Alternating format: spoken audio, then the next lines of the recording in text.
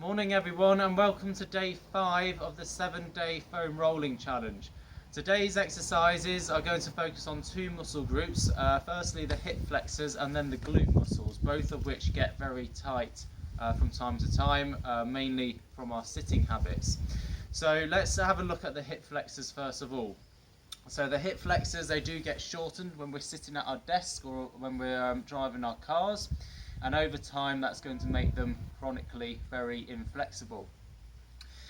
Why are the hip flexors important? Well, of course they're important for this triple extension movement that we do when we're running. We need, of course, a good range of motion through the hip in order to get that nice drive behind us, but also we need good range of motion and strength through our hip flexors so that we can actually pick our knees up as they come round to the front during the recovery phase as well. So all in all, a very important muscle group, but in a lot of runners are very weak.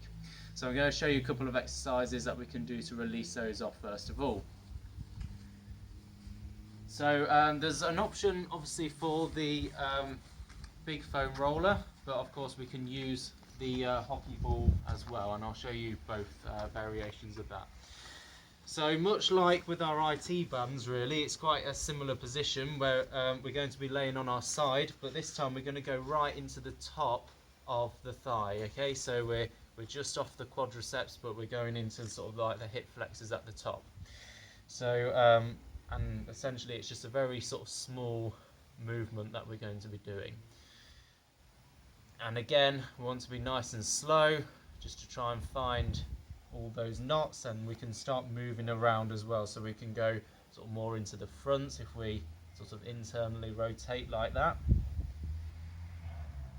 But then likewise we can sort of get onto the outer muscles by externally rotating and opening out. So we don't need to go very far up and down for this one. It's literally just moving about quite a small area, and obviously if you find any knots then you can pause and try and concentrate a bit more pressure on them, and maybe just do very small movements just to release that off. Okay. So if we feel where our pelvis is, we don't want to be going that far up, we just want to be very small really in terms of our movements that we're doing. Okay, so that's quite a simple one. Again, we can do it with our hockey ball as well, so it's just going to be a bit smaller because it is quite a small muscle group, so you might find it a bit difficult to get into it if you've got a bulky roller. So we can focus a bit more pressure using our hockey ball, so we have to be careful we don't slip off it. But overall, I can feel the increased intensity there. Okay, so same sort of thing really, just move it around the same sort of area again.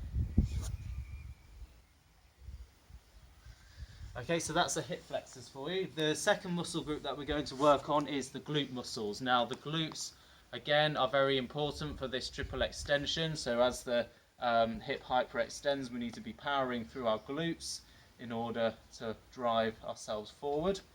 But again, the glutes get weakened through our sitting habits, because when we're sitting down they end up getting quite lengthened, and also they don't really tend to do a lot, so it puts them outside their sort of optimal range of motion, and because they're not used to activating while sitting down, they're going to get quite weak as well.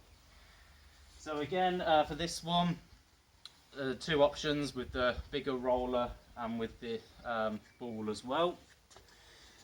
So on this one I'm going to be doing my right leg.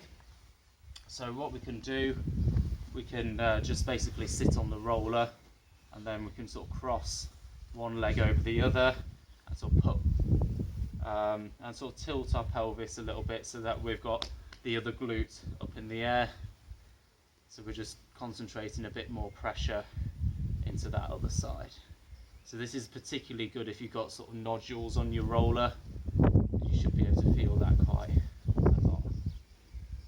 This is particularly good as well for anyone who's ever suffered from sciatica and piriformis syndrome, because it's just getting into that piriformis muscle and just releasing that off.